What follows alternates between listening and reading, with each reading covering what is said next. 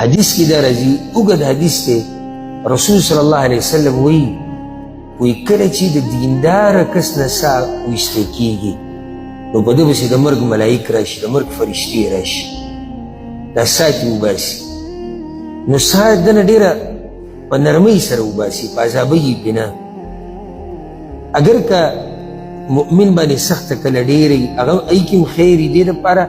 چې د ده ګناهونه پرې کم شي او دی الله ته مخامخ شي په داسې حال کې چې په ده باندې ګناهونه نه وي وی کله چې د ده نه دا سا وباسي او دا د اورېدو خبره ده او د سوچ خبره ده وی کله چې د ده نه دا سا ویستی کېږي نو دا ملایک ورته ووایي وی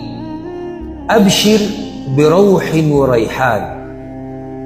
وی تاله موږ زیری درکوو د جنتونو د نعمتونو د خوشحالیانو د خوشبویانو د آخرت چې څه نعمتونه دي ابشر بروح و ریحان ورب راض غیر غضبان او د دې سي رب باره کې راته خبره کوو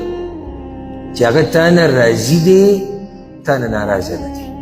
د هغه رب سره د ملاقات دی ته سوچ وکړې چې کله زما او تا نه سا وځي او ملائک موږ ته دا خبره وکړي چې روزه دې سا ته وایي روزه دې بدن نه داسې رب ستا په انتظار کې دی د داسې رب سره د ملاقات دی چې هغه تا نه راضي دی تا نه ناراضه دی